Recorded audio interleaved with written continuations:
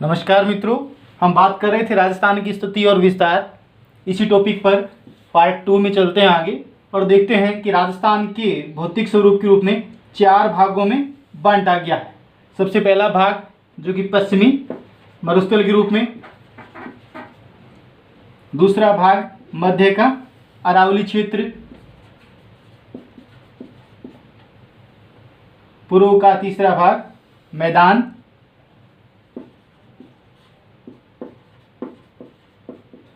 और दक्षिणी पठार। इस प्रकार से राजस्थान को मूल रूप से 4 भौतिक स्वरूप में विभाजित किया गया है। और इन चारों की सरसरी नज़र से बात करें तो ये मरुस्थलीय भाग जो है राज्य के 61.11% भूभाग पर फैला हुआ है तथा यहाँ पर 40% जनसंख्या निवास करती है।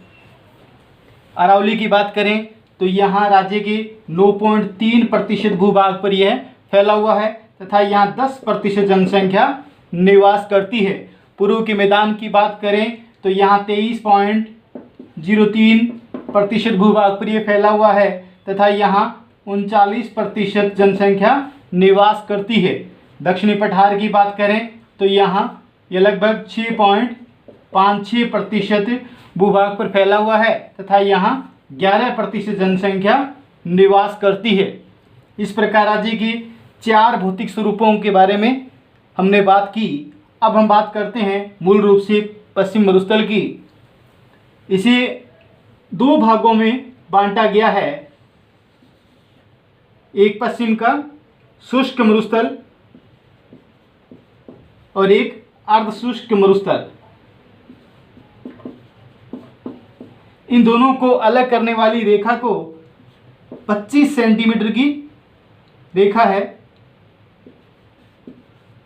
जो इन दोनों को अलग करती है, क्योंकि अरावली से अलग होने वाला पश्चिम मरुस्थल है वो 50 सेंटीमीटर की रेखा से अलग हुआ है और पश्चिमी भाग का मरुस्थल 2 भागों में जो बंटा है वो 25 सेंटीमीटर की रेखा से बंटा हुआ है, अलग हुआ है।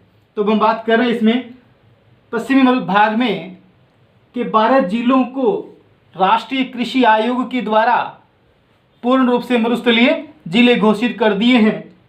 तो यहाँ सर्वाधिक तापांतर मिलने वाला जिला जो है वो चूरू है,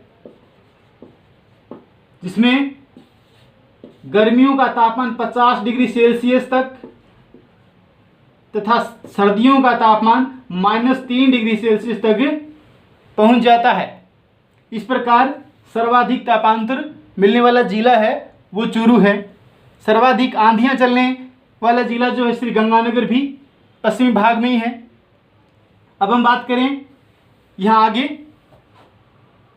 तो ये भाग इसके लगभग 60% भाग है मरुस्थलीय टीलों के रूप में ढका हुआ है तथा इसी भाग में सर्वाधिक शुष्कता की बात करें, शुष्कता सर्वाधिक इसी भाग में मिलती है क्योंकि वर्षा यहाँ बहुत कम होती है, यानी सबसे कम वर्षा यहाँ पर होती है।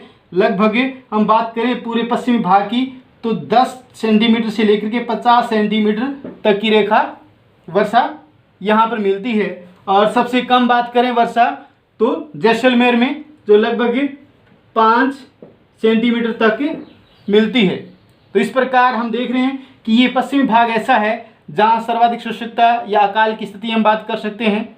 पड़ते तापमान सर्वाधिक यहाँ होता है, ठंड भी सर्वाधिक यहाँ पड़ती है, जनसंख्या घनत्व सबसे कम राजस्थान में इसी क्षेत्र में मिलता है और सर्वाधिक क्षेत्रफल भूभाग के क्षेत्रफल ये फैला हुआ भाग है, यानी 61% राज्य के भाग को ये घेरे हुए है। अगली क्लास में हम इसको विस्तार से और चर्चा करेंगे।